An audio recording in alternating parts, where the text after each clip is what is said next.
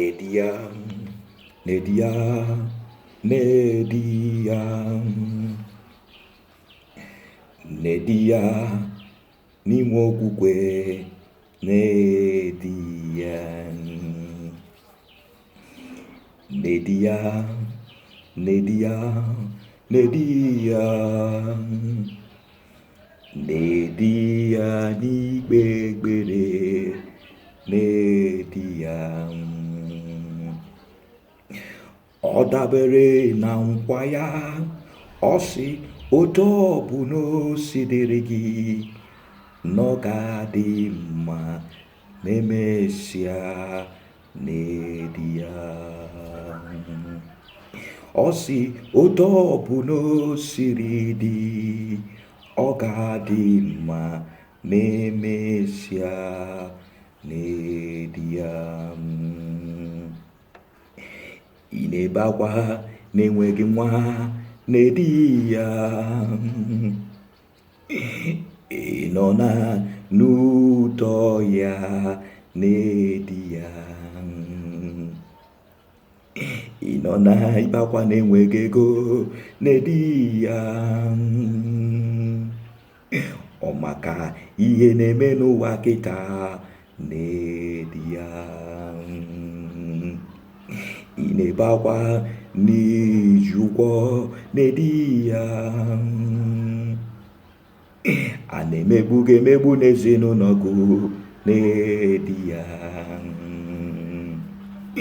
A nara gị anaghị nwanne m, Ediya. O were ndị nọ n'ụlọ mkpọrọ maka gị, Ediya.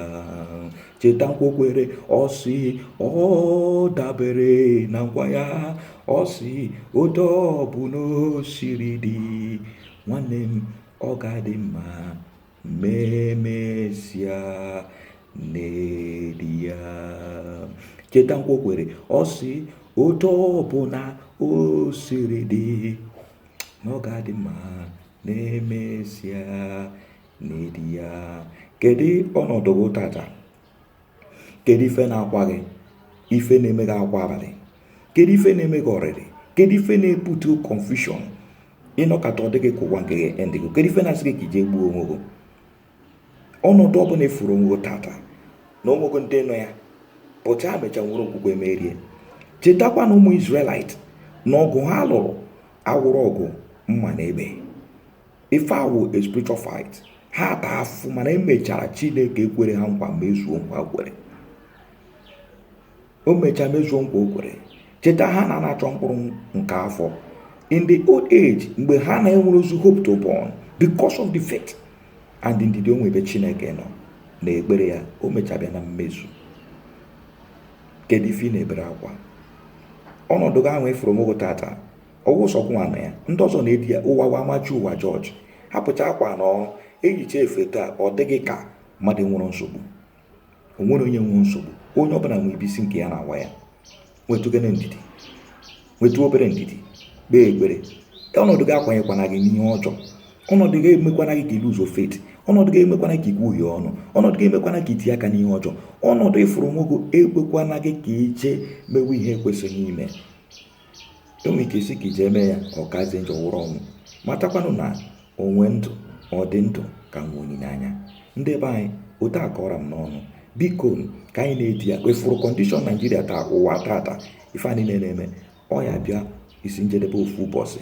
Maka gịnị? Chiọma kere aka oyibo tinye mmiri n'ime, ga-emecha bunie ya elu, ga-emechakwanụ bunie gị elu. Ị ga-emechakwanụ ọnọdụ ga awụrife akụkọ. Testimony nke gị abịakwanụ. Ọtụtụ ndị na-eme aka chọọchị, onye ọzọ nye testimony na-ebe akwa. You are going to share your testimony in the street. You are going to share your testimony in your house. You are going to share your testimony in your village, in your all working place. Yes, share your testimony. Just have faith and little patience. May God bless you. I, Kim Bright Okono, I love you all. Share and subscribe to my YouTube channel. Thank you.